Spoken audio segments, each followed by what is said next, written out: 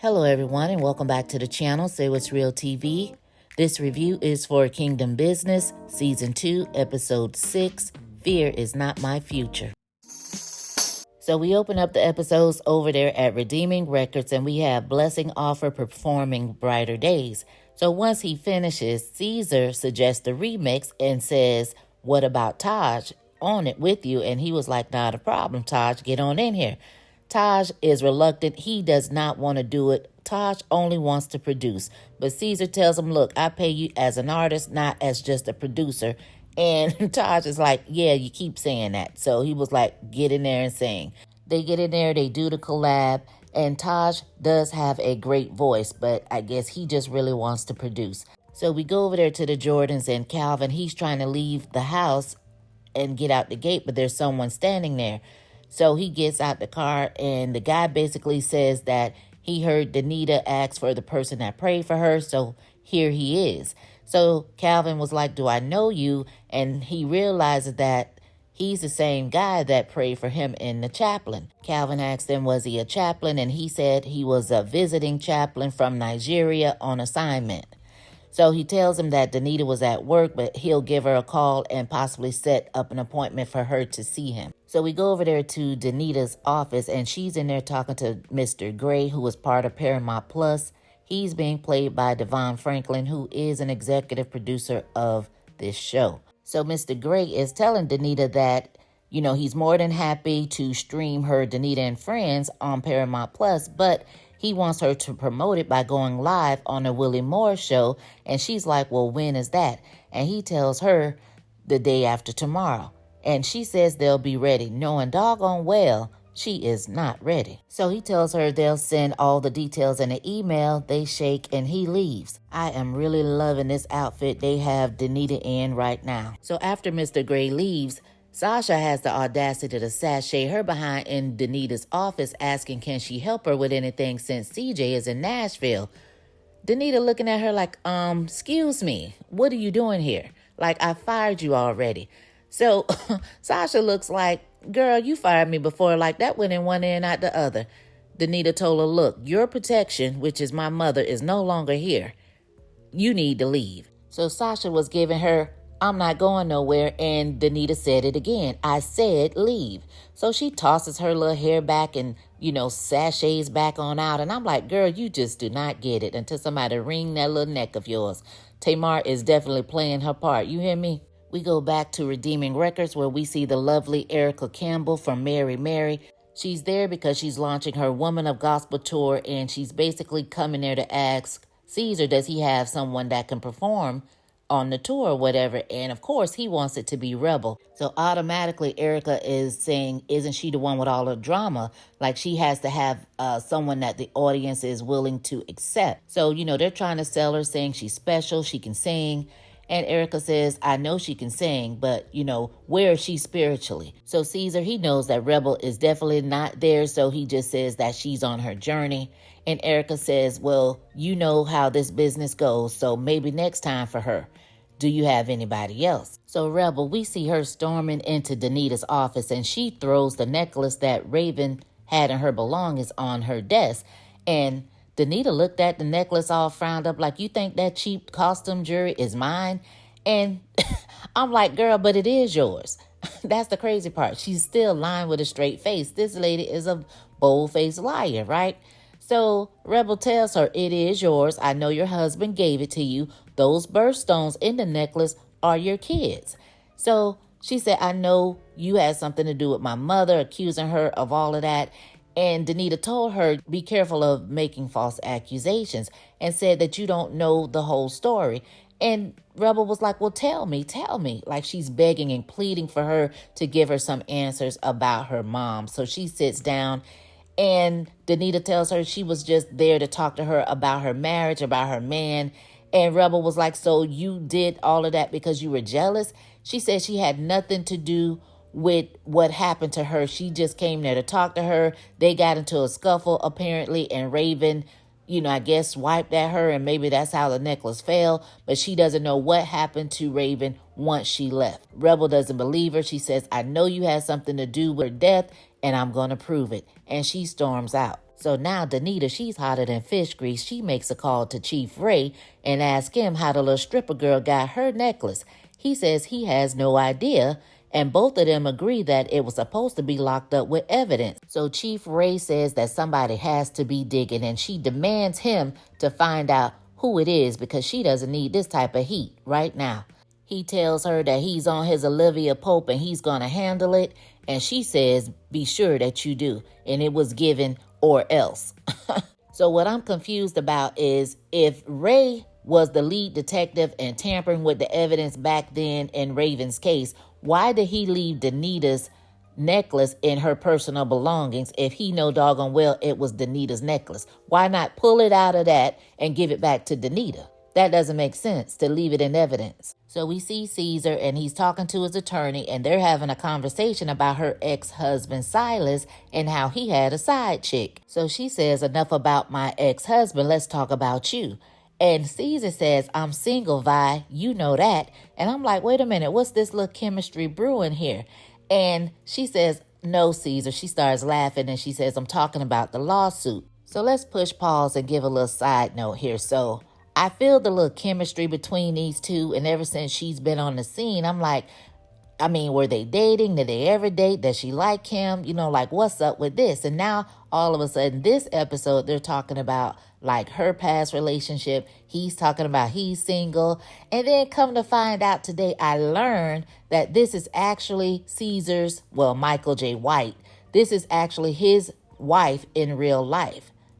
Gillian, or is it Jillian? I'm not sure. I'm sorry. No disrespect. But they are so cute. They are so cute. They have a nice family. And I did not know this was his real life wife. So that explains the chemistry. So yeah, let's get them hooked up because I don't want him with Sasha. Lord knows I do not want him with Sasha. So hook him up with Vi. For real, for real. But they are for real, for real. Okay, so when Vi says she's talking about the lawsuit, it seemed to me like Caesar felt a little disappointed. And he was like, of course. And she just smiles and she was like, I think that we should go for arbitration and not trial. Caesar wants to know why. She says, for one, it's faster. And really, in the court of public opinion, Denita will probably win. He really wants to do it because he wants to air out her dirty laundry. She's trying to explain to him it's not really going to serve them any purpose to take it to trial. She reminds him that Denita got shot, so she has the public sympathy. And he feels devastated. He wants her to pay for her lies.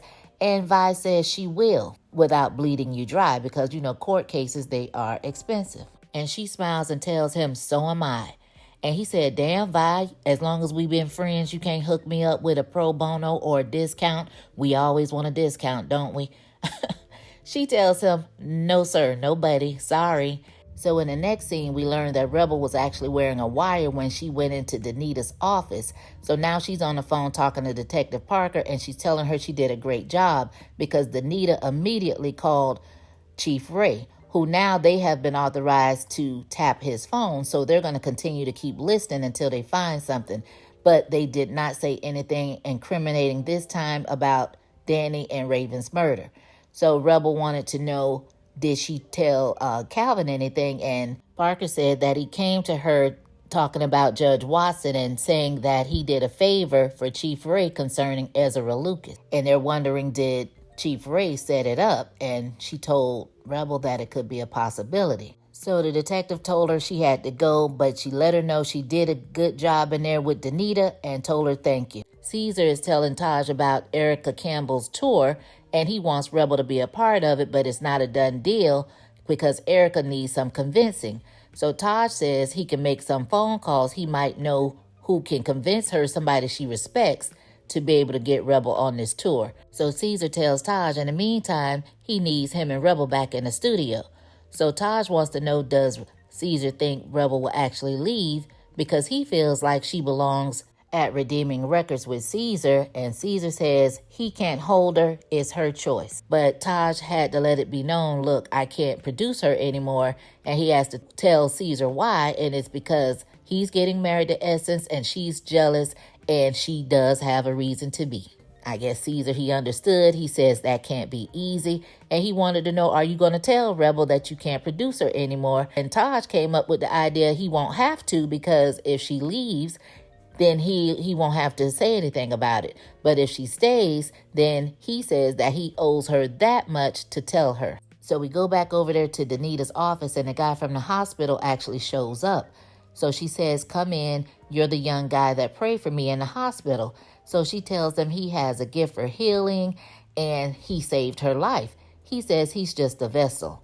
She says she knows that he has the power of healing, and she wants to ask for another miracle, basically to pray her voice back for, so she can sing. So he lets her know, look, that's not how my gift works, that he heals people that God asked him to heal, but he will pray for her. So as they're getting ready to pray, he's looking up at her, and I guess he felt like, hell, since she's not going to bring it up, I have to bring it up.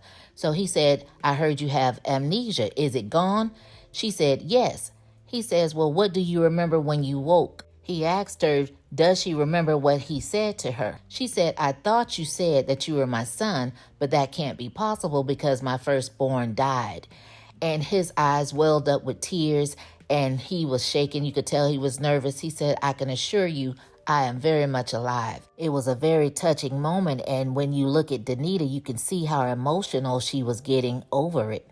So we then see them over there having a conversation, and he is showing her his birth certificate and said that his parents were dying of COVID and they were in hospice and wanted him to have that. So he talked about his parents being missionaries and that they were good people and that they were into the Lord. So Denita said to him that her mom told her that her child had died. Does he have any idea why she would say that? He says he had no idea. And so he understood that it was a closed adoption. He respected that. But when she was in the hospital, he said that God asked him to pray for her.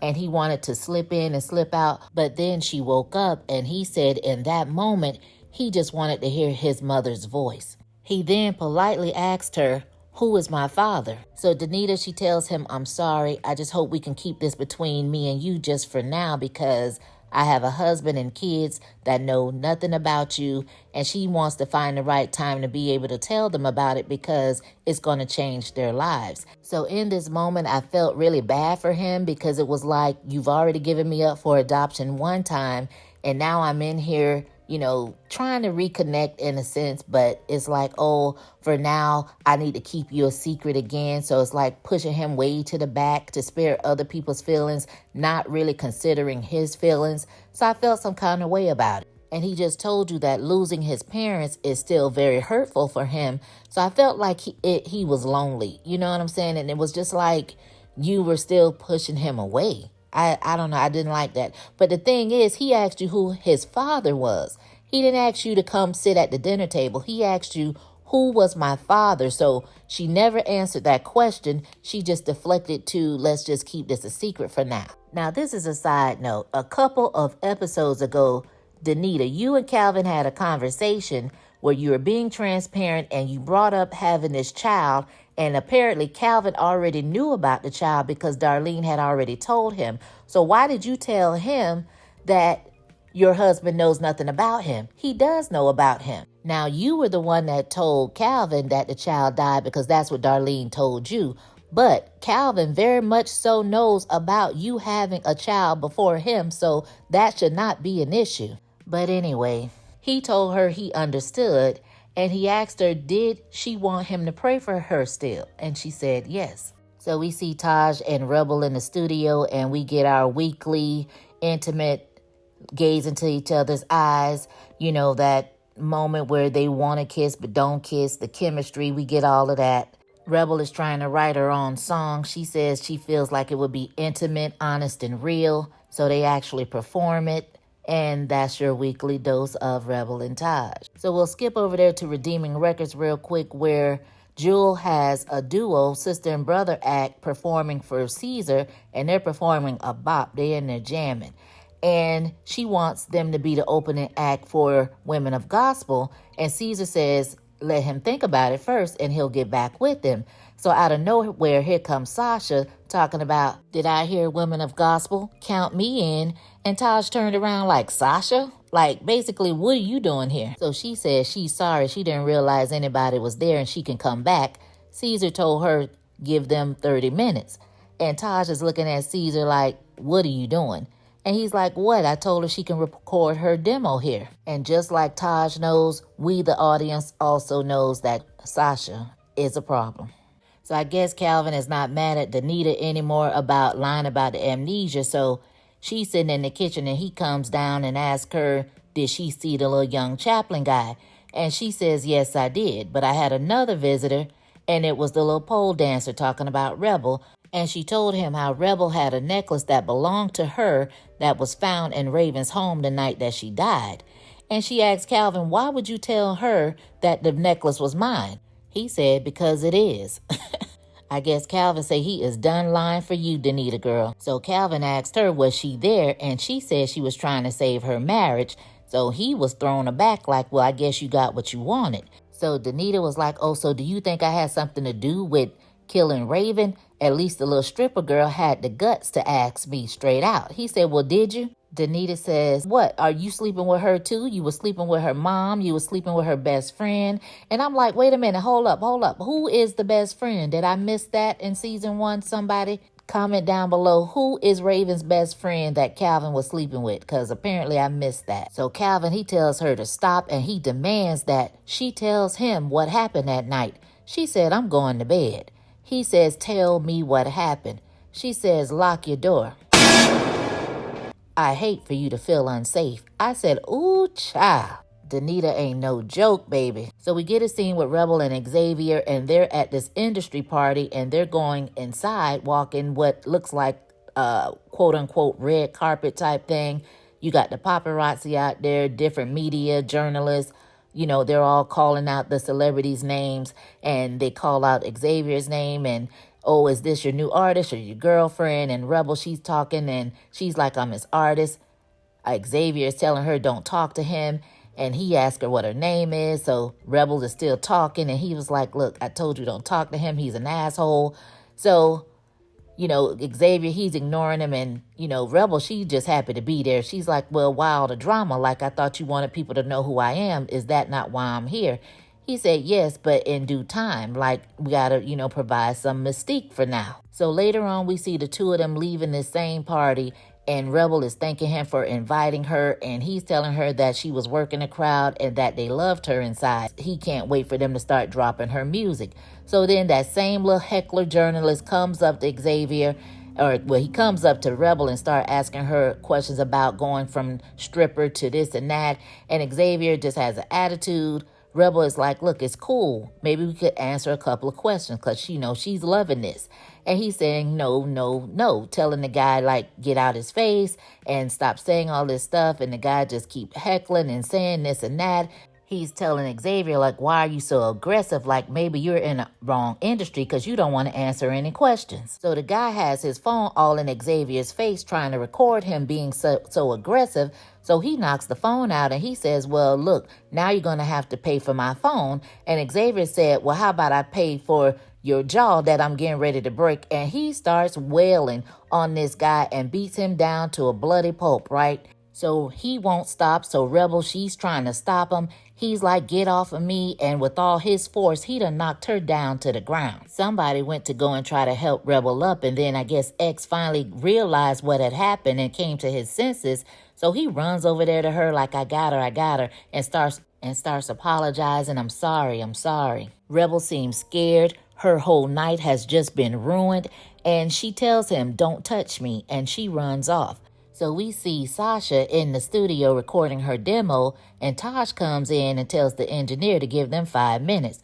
So he go in there to talk to Sasha, and he's like, what are you doing, trying to get a record deal? She says that she would love to get a record deal, and Caesar is allowing her to that chance. And Taj is telling her Caesar don't need her mess over here. And she wants to know why he's coming at her like that. And he says, well, I was over there with my mom. I didn't want to upset her, so I never said anything. But now I'm over here, and now you're over here. Like, you're in my space now. Like, why are you here type thing. I feel you, Taj. I feel you. So she says she wants to get her chance to become this renowned gospel singer. And Taj just busts out laughing in her face. And she says, because your mom never gave me a chance. Like your dad got a second chance. Like, why am I not allowed? So Taj, he kind of got close to her, kind of stood on his business and told her, look, it wasn't my mom. I was the one in charge. I'm the one that didn't give you the deal. And he slightly and politely walked off, leaving her standing there looking crazy. So Taj goes in to talk to Caesar, asking his opinion about 3 tuxedos that Essence picked out for him, but Caesar told him he really wasn't getting in the middle of that and he was absolutely no help at all. So Taj wanted to know, was Caesar thinking about signing Sasha? And he said maybe, and asked him why he wanted to know. So he told him that it wasn't a good idea because Sasha was trouble. So Caesar basically said he acknowledged what he's trying to tell him, but he liked to consider somebody's talent over their reputation, and he actually thinks that Sasha can sing. Taj gave him that look and was like, okay, you're the boss. So we see Denita in her office talking to her attorney, Ren, and he's explaining to her that Caesar plans on doing arbitration as opposed to taking it to court, and it would be better for her because it can keep things private as opposed to exposing all of her dirty laundry to the public. And she says as long as they win, he says they will. She said she'll pray on it. Then he says there's one other thing. That letter that Caesar wrote to you, do you have something that's equally damning that they can use to rebuke that? And she goes to thinking real hard, and I'm like, ooh, what does she have on Caesar? So over there at Rebel's house, somebody's banging on her door like they the police. So she goes to the door and she's trying to talk to him through the door, and he's like, I've been calling you, but you blocked me. I'm trying to apologize. She's telling him, I don't want to hear nothing you have to say. And I'm like, girl, why are you even talking period? Because he just would have been knocking, messing with me. How do you even know I'm in the house? So she actually opens the door. Even though the chain was on the door, I would not have opened the door. I don't know why she did all of that. So she's talking through him through the crack, and he's saying he's sorry. He would never strike a woman, not on purpose. Then he went straight to the little journalist guy suing him. And she's like, I don't care. Like, go get help. Do what you got to do. But get out of my life. I don't want to see you no more. So he says, now, if I leave, your career is over, right? She says, I don't care. I have better places to be. And he's all frowned up and scowled up in the face. And I'm like, oh, Lord, this is not the last we will see of Xavier. So Rebel, she goes in there to talk to Caesar and telling him how she's been feeling lately about working with him and Taj is incredible feeling. It's different from how she's been with X, but not really telling him the whole entire truth of what really pushed her back, but it didn't even matter. Caesar's giving her this look like, where's all this coming from? Like looking at her all crazy, like, whatever, like, why don't you get back to working on your song? So we get a scene with Calvin and Jack Peterman. That's the name that Chief Ray gave him as the person who is over all the private gatherings that they have. So he basically was asking him, was he responsible for sending the email that was threatening the lives of Taj and CJ? He told him he was responsible, but he wasn't the one that sent the email personally. And he's saying he has to protect the sanctuary of where they have their gatherings, like you're becoming a problem. So he says it wasn't anything personal. And he also told Calvin he didn't know who killed Danny. So Calvin tells him that he's no longer going to pursue who killed her, and as a peace offering, he invited Jack and a couple of other guys from the gatherings to come to Taj and Essence's wedding. So Jack basically was like, okay, just send the details to my office. Now, I'm quite sure Stevie Wonder can see that Calvin is lying. We know he is not going to stop. He is on a mission to find out who did this to Danny, and he is just playing the long game. So we back at Redeeming Records, and Caesar is working as usual. And here comes Sasha standing in the doorway. Tamar was looking good. Now, Tamar was looking good. And she's over there flirting with him from afar, and she sashays her way over there talking about come listen to her demo. And he says he's busy, he's trying to work, and she's like, you're always working. She spins his chair around and he grabs her face. So next thing you know, someone calls Caesar's name, and it's Jewel standing in the doorway telling him that his attorney is here. And Vi introduces herself, and Sasha introduces herself, and Caesar is sitting there looking crazy like he is really caught in the act. And now me knowing that this is his real life wife, it's even funnier. So we see Denita. She gets a little motivational text from CJ Then she has a conversation with Willie. So she's getting ready to do this live stream thing to promote her show. So she starts talking to the 90 plus fans that are live, and she's thanking them for their prayers throughout her recovery. She tells them that she's healthy and she is in full voice. They show Caesar and he's looking like, oh, that's my baby. I don't really know what he's thinking, but I don't know. Some kind of way, it seems like he really does love Denita still. I don't know. But what I do know is Caesar is always so busy for everything else. But when Denita is on TV or online or doing whatever, he's right there. He's always looking, always watching, always. So she's telling the fans this is just a little taste of what they're going to get at the show. So she starts singing it and she's getting into it and she's feeling it. And Caesar's over there watching. I don't know if he wrote the song or not, but he's looking like in admiration, like he thinks she's doing a great job. And she's really, really into it. And all of a sudden, one of the guys that's in the studio, his hand hits the soundboard and knocks the track totally off. And she's standing there looking crazy. And the stream is going crazy with the comments. And she stands there at first like she has absolutely no idea what to do. Caesar is over there like, oh my God. Her phone starts blowing up. It's CJ calling her. She does a mad dash. And the episode ends there. My, oh my, it was a lot going on this episode. What do you guys think Denita is going to do now? Oh, wow. That was crazy. Did y'all see how she dashed out of there? Drop down in the comments and let me know what you thought of this week's episode. Thank you guys for watching. Thanks for listening, and I'll catch you on the next one. Peace.